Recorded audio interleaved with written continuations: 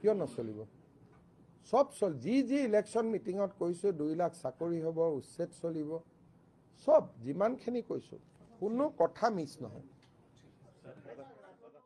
আজি হৈছে 6 মে আজি আপোনালোকৰ বাবে দুটা গুৰুত্বপূৰ্ণ খবৰ লৈ আহিছোঁ প্ৰথম খবৰটো হৈছে অসমত 2 লাখ ল'ৰা ছোৱালীয়ে লাভ কৰিব চাকৰি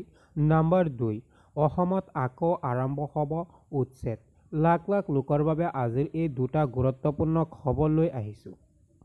আপোনালোকে জানিব পাৰিছে যে 2 লাখ নতুনকৈ চৰকাৰী চাকৰি দিয়া হ'ব লগতে অসমত আকৌ আৰম্ভ হ'ব উচ্ছেদ লাখ লাখ লোকৰ বাবে আজিৰ এই দুটা গুৰুত্বপূৰ্ণ খবৰ লৈ আহিছোঁ মই আপোনালোকক ভিডিঅ' দিছোঁ আকৌ ভিডিঅ'টো শুনিলে আপোনালোকে আজিৰ এই গুৰুত্বপূৰ্ণ খবৰৰ বিষয়ে জানিব পাৰিব কিয় নচলিব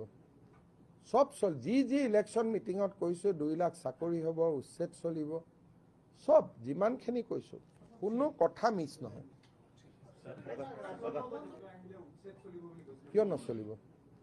সব যি ইলেকশ্যন মিটিঙত কৈছোঁ 2 লাখ চাকৰি হ'ব উচ্ছেদ চলিব সব যিমানখিনি কৈছোঁ কোনো কথা মিছ নহয় কিয় নচলিব সব যি ইলেকশ্যন মিটিঙত কৈছোঁ 2 লাখ চাকৰি হ'ব উচ্ছেদ চলিব সব যিমানখিনি কৈছোঁ কোনো কথা মিছ নহয় কিয় নচলিব সব যি ইলেকশ্যন মিটিঙত কৈছোঁ 2 লাখ চাকৰি হ'ব উচ্ছেদ চলিব সব যিমানখিনি কৈছোঁ কোনো কথা মিছ নহয় কিয় নচলিব সব যি ইলেকশ্যন মিটিঙত কৈছোঁ 2 লাখ চাকৰি হ'ব উচ্ছেদ চলিব সব যিমানখিনি কৈছোঁ কোনো কথা মিছ নহয়